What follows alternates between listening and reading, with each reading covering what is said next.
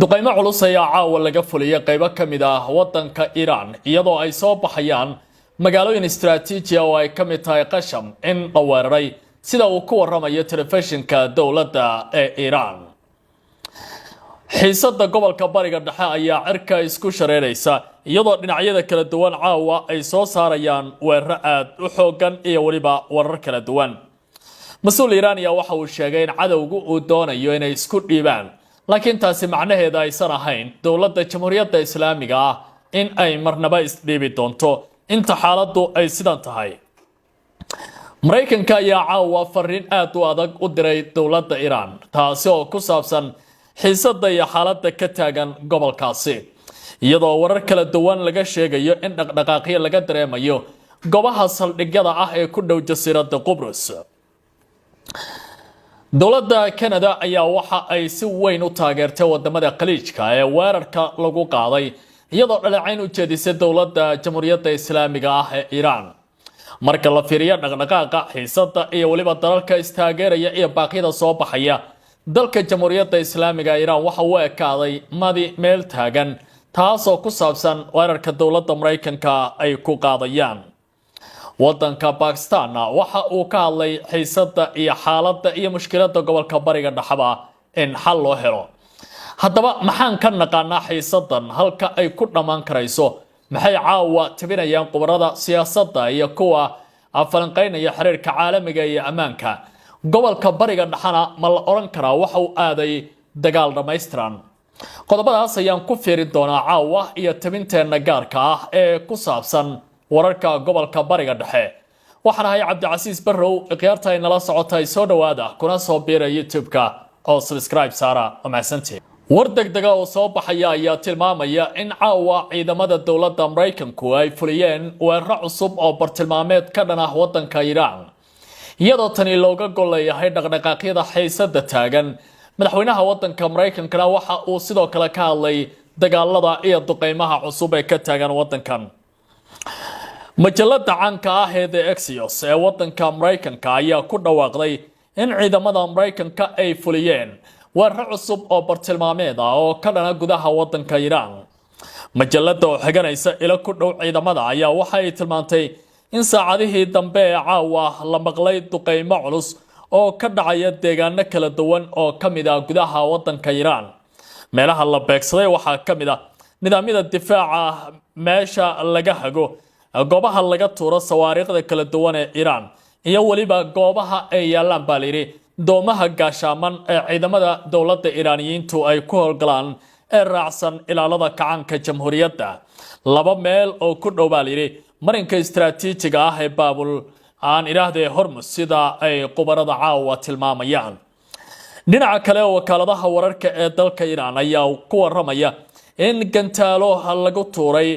jasiiradda Qasham ee wadanka Iran. lama diiwaan gelin baa layidhi wax khasaare ah oo ka dhashay weeraradii ugu dambeeya sida ay ku waramayaan warbaahinta Iran.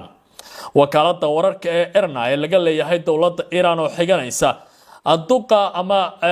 gafanarka gobolka Qasham oo lagu magacaabo Hussein Amiri Taymuri ayaa waxa uu tilmaamay ilaa 10 ilaa 11 ka mid ah gantaalaha in la soo tuuray isla markaana ay ku dhaceen jasiiradda Qasham galabnimadii Axadda iyo maqribnimadii maanta. Taymuri waxa uu sidoo kale tilmaamay isagoo la hadlaya wakaaladda IRNA in dhammaan goobaha bartilmaameedku ay ahaayeen kuwa military, hase ahaatee ciidamadu aanay ilaa iyo hadda sheegin wax khasaare inay dhasheen. waqti sii horeeya ciidamada Jamhuuriyadda Islaamiga ee Iran ayaa waxa ay tilmaameen in weeraro lagu qaaday goobo ay yaaleen adoomo ku dheerarsan baa layidhi marinka istiraatiijiga ee Hormuz, taas oo Mareykanku ay u arkeen in uu khatar weyn ku yahay. taliska dhexe ciidamada CENTCOM ayaa ku dhawaaqaya in weerarada cusub ee ka dhanka ah Iran ay ahaayeen weerar lagu qaaday ciidamada ilaalada kacaanka kuwaasi oo doonayay in ay weeraraan baa layidhi ama kuwii weeraray buu yidhi markabkii maanta sitay calanka Qubrus. waxa uu sidoo kale xaqiijiyay in duqeymahu uu madaxweynaha dalka Mareykanka Donald Trump uu bixiyay amarka ugu dambeeyay ee lagu garaacay wadankaasi Iran. ilaa iyo 140 bartilmaameed oo kala duwan ayay maanta ciidamada Ameerikaanku ku garaaceen gudaha wadanka Iran iyagoo meelaha ay beegsadeen kamid ah goobaha xiriirka ciidamada iyo waliba talisyo kala duwan oo ciidamada Jamhuuriyadda Islaamiga Iran ay deganaayeen waxa inta ku daray in weerarada Iran ay ahaayeen kuwa ka dhanaaba liiri doomaha ganacsiga sida dawladda Washington ay doodeeda u dhigeen caawa dhinaca kale markii aad fiiriso caawa gobolka bariga dhexe waxa uu eg yahay mid xiisadiisu ay sii cuslaanayso isla markaana dhinacyadu ay bilaabayaan in ay weerar kala duwan isku adeegsadaan dawladda Iran ayaa waxay ku dhawaaqeen cadawga inuu doonayo inuu kala fogeeyo shacabka wadanka Iran iyo waliba mas'uuliyiinta sare ee dawladda gaar ahaan nidaamka sidaas darteedna aysan hadda muuqan dawladda Jamhuuriyadda Iran weeyaane iyo shacabkeedu inaanay kala fogaaneen la taliyaha sare ee hogaamiyaha militariga dawladda Iran ayaa sheegay in dalka wali uu ku jiro xaalad dagaal sidaas darteedna dhammaan hay'adaha kala duwan ee ciidamada waa in ay ilaashadaan baaliri ku jiritaanka heegaga buuxa iyo diyaar garowga cadawga in ay ka bixiyaan jawaab xoog leh haddii weerar lagu soo qaado madax banaanida sharafka iyo qarannimada wadanka Iran cadawgu waxa uu isku dayayaa buu yiri inuu abuuro khilaaf u dhaxeeya shacabka iyo mas'uuliyiinta dawladda si loo wiiqo midnimada qaran waxna uu carabka ku sii adkeeyay in midnimada shacabka iyo madaxda ay tahay baaliri hubka ugu muhiimsan ee lagu wajahayo cadaadiska iyo waliba caqabadaha ka imaanaya dibadda oo dalka Iran ay diyaar u yihiin inay ka jawaabaan dawladda Mareykanka ayaa caawa fariin aad u adag oo xasaasi ah u dirtay wadanka Iran xilli xiisada siyaasadeed iyo tan dagaalka ee gobolku ay u muuqdaan inay cirka isku sii shareereen saacadihii ugu dambeeyay saraakiil ciidan oo Mareykan ayaa sheegay in duqeymihii ugu dambeeyay ee ciidamada Mareykanku ay ku qaadeen bartilmaameedyada ku yaala Iran ay ahaayeen fariin cad oo muujinaysa in Tehran lagula xisaabtami doono weerarada ay ku hayso maraakiibta ganacsiga ee maraya marinka istiraatiijiga ah ee Hormuz sida uu qoray goor dhaweyd wargeyska caanka ah ee Mareykan ee The Wall Street Journal markabkii sita calanka Qubrus ayaa la sheegay in lagu weeraray weerar gantaal iyo diyaarado aan duuliye lahayn kuwaas oo saraakiisha Mareykanku ay ku eedeeyeen ay ka dambeeyeen dawladda Iran warbixintu waxay sidoo kale sheegtay in Iran ay beegsatay maraakiib kale oo maraya baaliri marinka Hormuz halka ciidamada Mareykanku ay soo rideen tiro kamid ah diyaaradihii aan duuliyaha lahayn ee bartilmaameedkoodu ahaa in lagu weeraro maraakiibta Washington ayaa sheegtay in Iran ay heli doonto jawaabta waxa ay kasbatay baaliri haddii weeraradu ay noqdaan kuwa sii xoogaysanaya maalmaha ugu dambeeya dawladda Canada ayaa si weyn u dhalaacaysa caawa dawladda Jamhuuriyadda Islaamiga ah ee Iran iyo taliska hogaamiyaha wadankaasi Mujtaba Khamenei weerarkii lagu qaaday wadamada Khaliijka ee sida ba'an loo weeraray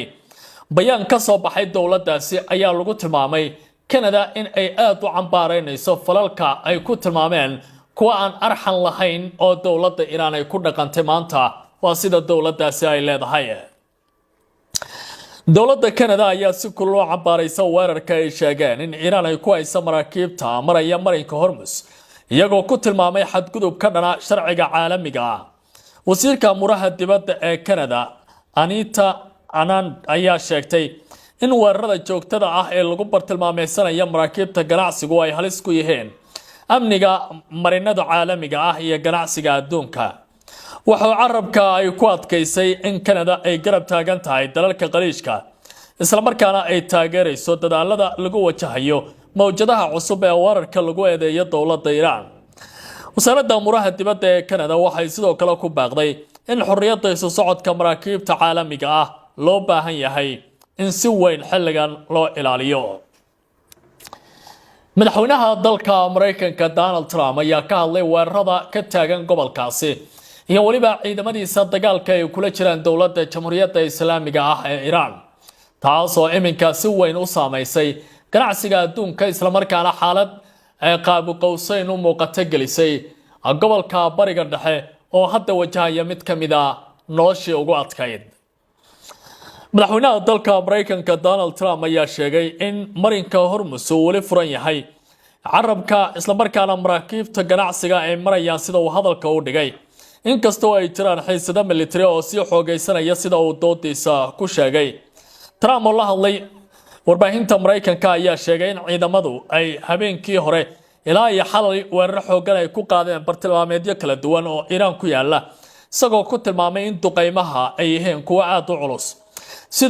sidoo kale waxa uu ku adkaystay socodka maraakiibta ganacsiga ee marinka Hormuz inaysan istaagin isla markaana dalka Iran uu iminka wajahayo cadaadis iyo duqeyn aad u xooggan. Trump waxa uu intaa ku daray in Mareykanka iyo Iran ay shalay lahaayeen heshiis isla markaana heshiiskaasi iminka uu u muuqanayo in uu hadda gabi ahaantiiba burburay.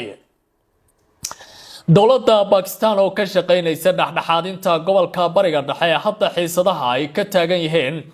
ayaa goor dhaweyd ka hadashay dagaalada ka soo cusboonaaday gobolka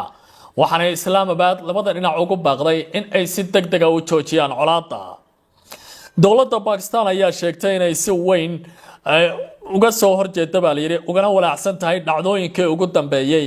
ee si horinaya xiisada ka taagan gobolka bariga dhexe iyagoo ku baaqay in dhammaan dhinacyadu ay xaaladda xakameeyaan isla markaana rasaasta ay ka bixiyaan qoryaha ay dib isugu soo laabtaan miiska wada xaajoodka. war-saxaafadeed ka soo baxay wasaaradda amuraha dibadda ee Pakistan oo Maxamed Isxaaq Daar hogaamiyo ayaa lagu sheegay in Islamabad ay ka go'an tahay taageerada dadaalada lagu gaarayo nabad waarta iyo xasiloonida gobolka si loo maareeyo wada hadallada diblomaasiyadda. Pakistan ayaa sidoo kale xaqiijisay taageerada buuxda ee marinada iyo wadajirka dhuleed baaliyay ee dhammaan dalalka walaalaha ah ee gobolka iyagoo ku adkaystay muhiimadda ay leedahay in la ixtiraamo xuduudaha iyo madaxbannaanida qaranka. waa luqadii ugu fiicnayd ee diblomaasiyadda ee Pakistan ay wax ku qoraan marka la fiiriyo qaabka ay isaga maareysay in dhinacna ay la jirsato isla markaana ay dhaaftay in aanay waxba ka hadlin. ugu dambeyntii Islamabad waxay ugu baaqday dhinacyada in ay isxakameeyaan qaataan tallaabooyin lagu dejinayo xiisadda isla markaana ay u hoggaansamaan wada xaajoodka ku xusan baaliyay heshiiskiisa afgaradka ah ee Islamabad si looga hortago dhibaatooyinka xoogaysanaya ee ka taagan gobolkaasi bariga dhexe. habeen wanaagsan khiyaarta ay nala socoto ay tabinta iyo taxliilkan gaarka ah ee ku saabsan wararkii ugu dambeeyay gobolka duqeymaha xiisadda iyo waliba dhacdooyinka jihaynta ah ee gobolkan halka ay ku socdaan tabinadeena kale ayaan idinku sheegi doonaa. fadlan ha ilmaamina YouTube-ka in aad subscribe saartaan. waa mahadsantiin.